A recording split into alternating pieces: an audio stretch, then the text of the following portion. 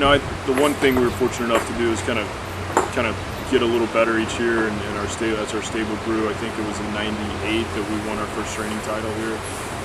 So I think we had 20 wins that year. So we were able to kind of build up in a hurry, and we've always been fortunate enough to have pretty successful meets here. And I think the whole country watches Saratoga pretty closely, and when you can do well here, it really helps your overall business.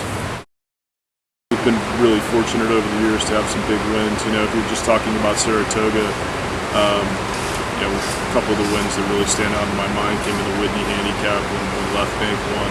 That was our first Whitney. That was a big win for us.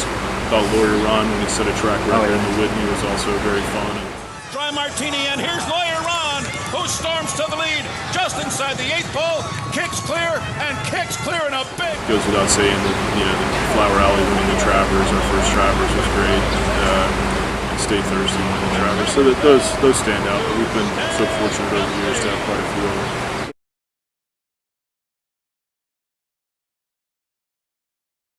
We're looking at getting Princess of Somar started in the coaching club American Oaks on Saturday, opening Saturday the meet.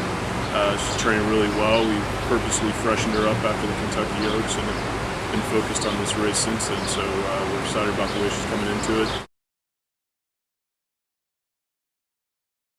Princess of Somar, the Kentucky Oaks winner, is going to win the coaching club American Oaks, and did it well. And Palace Mouse is on schedule for the Jim Dandy the following weekend, and hopefully that'll be his prep for the Travers.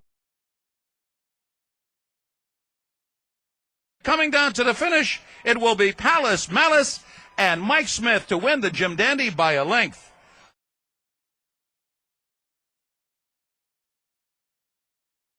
It's a demanding job. There's a lot of ups and downs, and one of the most frustrating things is when you have to deliver bad news to your owners. So that's the toughest part of it, is just dealing with injuries, and that it's part of the game. It's something you can't totally prevent. Our goal is to try to minimize them as best we can, so that's the hardest part of it, and the fact that it's just it's nonstop. No matter what happens, you can win the Belmont today.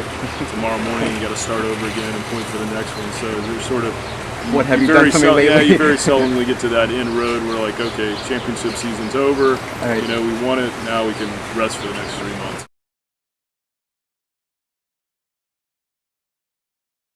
If anything they're missing, I think maybe anybody that had an opportunity maybe to spend an entire morning at a barn and see how labor intensive it is, how many people have to do a lot of things right to make the end result correct. And there's aside from the trainer, the exercise rider, the groom, the hot walker, the night watchman, there's a lot that goes into it that maybe people that aren't behind the scenes don't see.